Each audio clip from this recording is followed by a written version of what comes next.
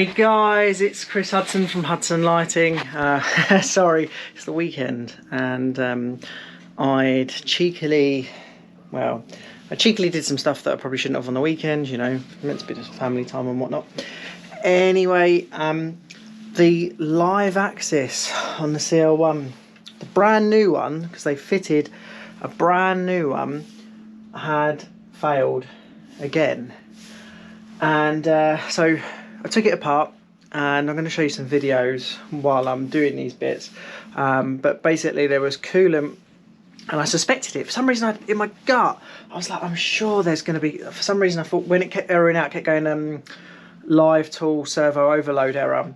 And it wasn't even cutting, like literally, there's some other videos, again I'll put them up, where the tool isn't even touching the material and it's over 130% or something like that. Anyway, so I took it all apart and this is what you get. This is your servo motor, and if anyone wants to know what one it is, it's a HAAS CL-1 YASKAWA Electric Corporation Japan, and it's an SGMPS-02 ADK-HA22. Now I had a little look at this online, and I was finding them stateside for about $500, and I think HAAS normally, well, HAAS America wants $1,500 for it, but I'm pretty sure HAAS UK quoted me £2,000 maybe. It might be more than that for the servo motor. I mean, I'm still arguing from, well, if they don't come back to me, if they say to me this is not under warranty, because the machine's out of warranty, but this was only just replaced just before Christmas and it's got the same fault as the last one. So my argument is, but you still haven't actually fixed the original problem. So we'll see where we get with that. But I phoned up HAAS UK and said, I'm all right to take it apart and see whether or not I can work out what the hell is going on. And they said, yeah, that's fine. You know, send us any videos and whatever, it helps. So I was like, great, okay. So I did that. And yeah, so there's coolant, still coolant in the backside. So obviously coolant's getting in there. So I had a little think and I was thinking, you know, what can I do?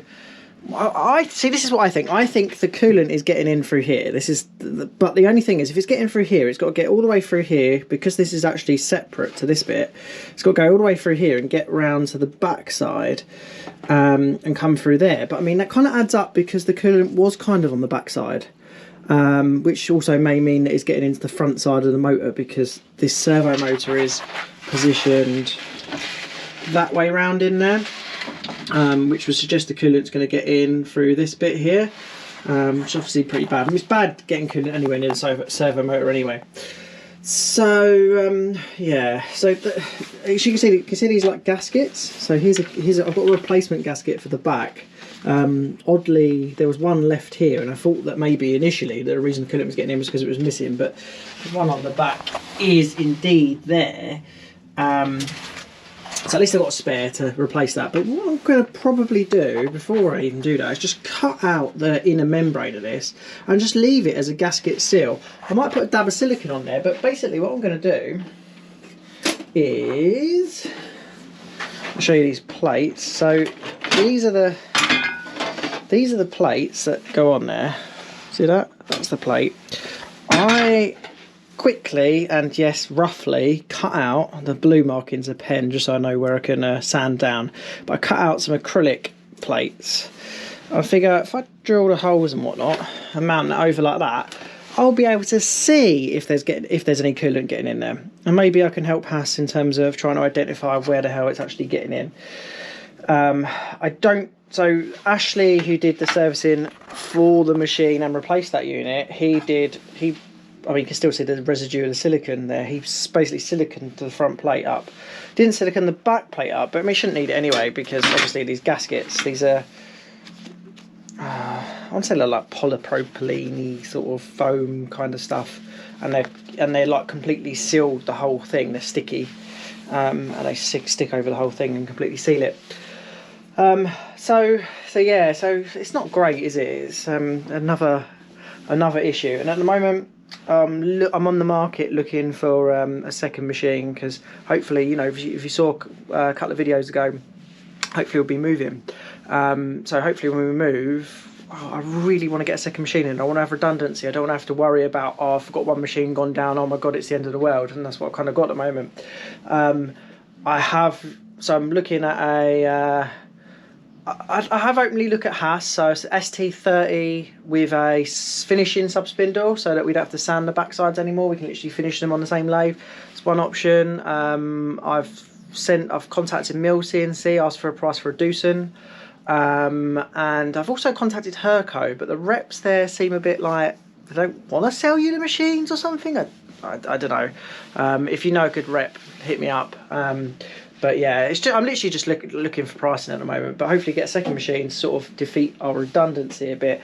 And I was trying to do some research on controls, and I noticed that Siemens seemed to be the popular in terms of ease of use, rather than the Fanuc stuff that seems to be really difficult to use and really outdated. Interestingly, actually, I did a backup and stuff on the machine. I looked through some of the files on there, and there's some Siemens stuff going on in the back of the HAAS machine. So there's definitely some sort of Siemens basis that the HAAS is based on. So yeah, it's quite interesting. But you know, when you actually start really looking at all the components that are in the machine, you can get them elsewhere, and they're not too pricey. You know, if you do get them elsewhere, obviously if you get them from HAAS, you've got the advantage of you know, if you get the service engineers to fit, then I assume that they warranty the parts. If they don't, then well, what's the advantage of having the HAAS engineer do it? I don't know, but yeah. So I'm gonna sand these plates down, get them looking nice. I don't want to just chuck in just any old plates in there. Get them looking as nice as I reasonably can, drill the holes for them, and then fit those plates on, and then hopefully we'll be able to see where it's coming from. I'm gonna get probably a hairdryer or something. I don't know. I'm aware there's electronic components in the servo motor. You have to be quite careful about temperatures. So you know, like maybe warm them up to sort of 50 degrees, something like that. Just, you know, like a long 50-degree 24-hour kind of like warm up. Try and dry them out a bit, and hopefully the 130% tool overload error will go away, because I assume it's just moisture related. I don't know. Oh, and on the last unit, all the connections were corroded from all the coolant that got in there. I mean, I initially, because sorry, I'll just show you. There's rust. Can you see all the rust on all the screws here? But initially, I thought that maybe they'd used the old servo motor, but I don't think they did. I mean, maybe they did. Maybe that's the reason why it's erroring out now. I don't know. I didn't exactly get a brilliant look at the new unit. I didn't know whether or not it already had the servo motor in there or not. And the servo motor is something that is quite easy, as you can see. It's 4 screws, plug in, plug out, so it's pretty easy to replace. Man, I hate acrylic sometimes. So that's that one. I've not yet fully cleaned it up, but you know, it's getting there. I mean, it's not going to be perfect, but it will do its job. The other one, which is a little bit more of an odd shape, I just went to drill a hole, and look, just lost this top corner. Oh, so annoying.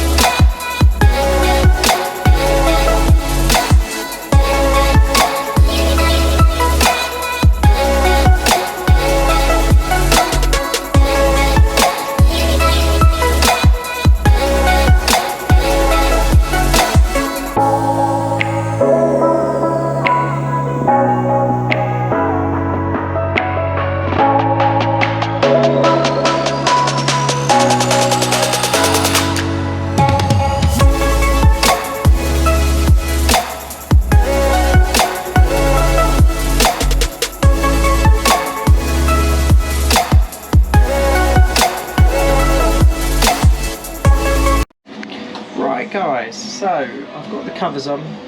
They're not by any means absolutely perfect. I had to open out the hole on this one and silicone in a little bit just to fill in the gap, just because the screw holes were slightly off. I didn't realise how much leeway I really needed. And this is the backside one, so at least we'll be able to see when we're getting moisture in there, and hopefully deal with it earlier before it causes an issue. And maybe we'll be able to identify where the hell it's getting in. I still suspect the 2 spindles, but we'll see. Anyway, we'll see you on the next one.